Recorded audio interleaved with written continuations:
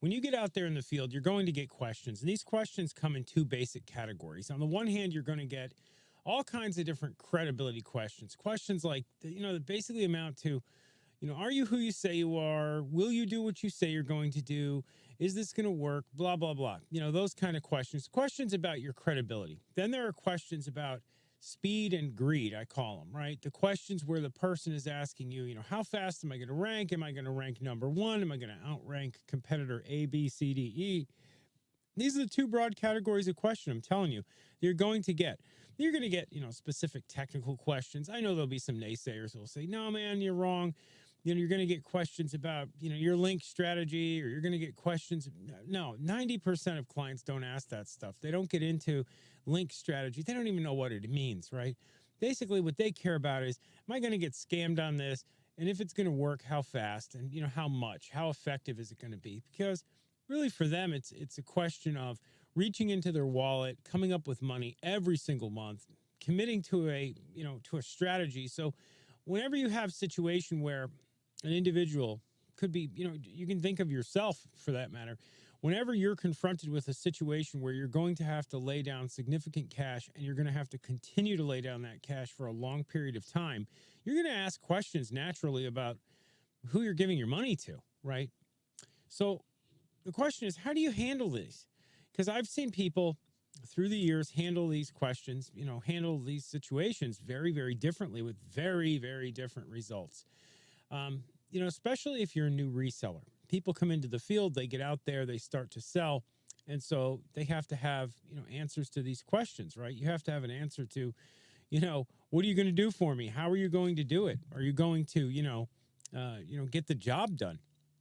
And so one strategy people employ is they try to play the game with this person, right? They try to build their case, here's my portfolio, here are my pieces, here's what I can do, yada, yada, yada, right? They come up with a whole bunch of stuff, whether it's, I'm not going to say people lie, but they maybe embellish the truth a little bit, and they try to essentially win over the client by saying, that win them on technical superiority, which I think for resellers generally is a bad idea. And I'll tell you why. Because if you're running, a little boutique shop, or if you're actually an SEO person, right, that does this for a living, meaning you actually construct and field campaigns. Well, if you do that, you can win people over on technicals. People, because you have technical knowledge, right? You know the ins and outs of exactly what it is that you're fielding. If you're a reseller, you don't usually. Most resellers don't anyway. Maybe you do. Maybe you really know your technical stuff, but most resellers just bomb there. So when they get into a back and forth based upon their portfolio, their references, and their credibility based upon sort of all these, technical underpinnings, and not just technical underpinnings, but underpinnings of what they did for client A versus B versus C. And they get into this whole nitty-gritty discussion, really. That's kind of what I'm trying to convey. They come off as disingenuous and fake, because they are disingenuous and fake, because they didn't build the campaigns. They resold them, which is fine. It's fine to resell, but why not just be honest? You don't have to tell somebody you're reselling, but what you can tell that person is, hey, I'm new to this industry.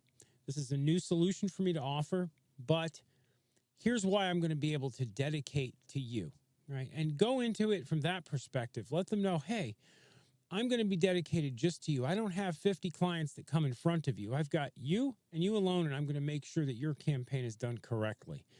When you have a situation like that, it's just like with a doctor, with any field of endeavor, right? It could be an electrician, a doctor, a lawyer, just anything, right? You have two ways that you can go when somebody questions your credibility. You can go the route of trying to defend your credibility based on technical points and stuff like that, or you can just say, look, I'm new. I don't have a huge track record going back 20 years, but because I'm new, I also don't have 500 clients in front of you, and you can approach it from that perspective, and that's generally correct. It's also honest and ethical to do that, right? You're not going into it with trying to fake the funk, so to speak, right? And win this person over based on stuff that, is kind of dubious. And the other side of this is to be totally honest with people when they ask questions about how fast am I going to rank? Am I going to beat these people? This is the number one lie that people tell in the SEO realm. It gets them in hot water. They have a client, or they prospect usually. The prospect asks, how fast am I going to rank? And they say something like, well, within 3 months. They come up with a figure they just pull out of thin air and say, within this time frame, you're going to rank. And the truth is, they don't know. And because of the nature of SEO, they could be totally wrong, and the person doesn't rank. And then there's anger, and there's upset, and there's hurt feelings, and there's money loss, and there's a canceling client who wants to wring your neck. That happens all the time. And it happens with keywords. It happens with any little thing. Any little lie you tell that comes back and bites is going to hurt real hard, especially when you're new, right? Because that person has every reason to go online and just trash your reputation. Versus if you were honest with them and you told them the truth, nobody can promise you that you're going to rank within a certain time frame. Nobody can promise you a specific keyword is going to rank for you. Nobody can promise you results. Nobody, because that's the nature of the game we're all in. We do the best we can, but you can't make guarantees. We don't make guarantees at Rocket Driver.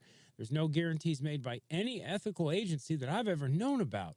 Because even if you dumped millions of dollars into a campaign, you still can't guarantee. You can, the more money, it gives you a better educated guess. At best, does not give you a guarantee. There is no guarantee in SEO. So my policy has always been just be honest with people, right? It doesn't mean you abandon rhetoric and sales and marketing principles. It doesn't mean you abandon being a salesperson. But what it does mean is that when you're questioned, when you're under fire for your perspective, your company for doing the sale, your answers will all hold water. Somebody else who lies will not. So you don't want to go into this thing being dishonest, because you're building a long-term relationship with SEO. That's the key to SEO. The key to building a successful agency is all about long-term relationships with your clients. Having 30, 40, 50, whatever amount of clients that are paying you every single month and doing so indefinitely. And you're not going to get there by, hoodwinking clients and getting them to buy into things based upon, your lies. So just don't do it. And I know this sounds ridiculous. A lot of you are probably going to go, well, duh. But the fact is, every single day, and I mean, I worked in SEO for a long time, and it was like a constant broken record of agencies that were going out there telling lies, getting burnt, and it just rinse, lather, repeat over and over again. New resellers that would get into the industry all excited. They'd land clients under false pretenses, and it happened because of, scumbag salespeople, ignorance, all kinds of reasons why it actually panned out that way. But the bottom line is that it did, and that I learned the best practice is honesty is the best policy. You can still be a salesperson with that. You can still sell people, but you do it in an ethical way, and you're never going to regret it. Anyhow, that's going to conclude this video. Read the article associated with this. Like, share, subscribe. See you in the next one.